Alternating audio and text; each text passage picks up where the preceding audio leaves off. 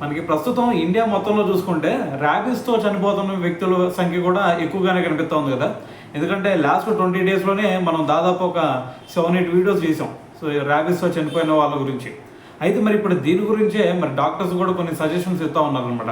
అయితే వాళ్ళు ఏం చెప్తున్నారంటే, ఒక్కసారి కనుక ర్యాబీస్ లక్షణాలు కనిపిస్తే, ర్యాబీస్ లక్షణాలు ఎలా ఉంటాయి భయ అంటే మీ అందరూ తెలుసు, జ్వరం కానీ లేదంటే హెడేక్ కానీ లేదు అంటే మరి వాళ్ళకి కొంచెం నీరసంగా ఉండటం, దాని తర్వాత అయోమయంగా ఉండటం, నీళ్ళని చూసి భయపడటం. సో ఇవన్నీ కూడా వాటి లక్షణాలే అనమాట. సో మరి ఈ లక్షణాలు ఒకసారి కనుక బయటపడినాయి అంటే వాళ్ళకి క్యూర్ చేయడం అనేది చాలా కష్టం అని చెప్పేసి మరి డాక్టర్స్ అయితే చెప్తూ ఉన్నారనమాట. సో దీంతో పాటు ఇంకో విషయం ఏంటంటే, మీరు చాలామంది కేవలం కుక్క కరిస్తే మాత్రమే వెళ్ళి ఇంజెక్షన్ చేయించుకుంటారు వ్యాక్సిన్.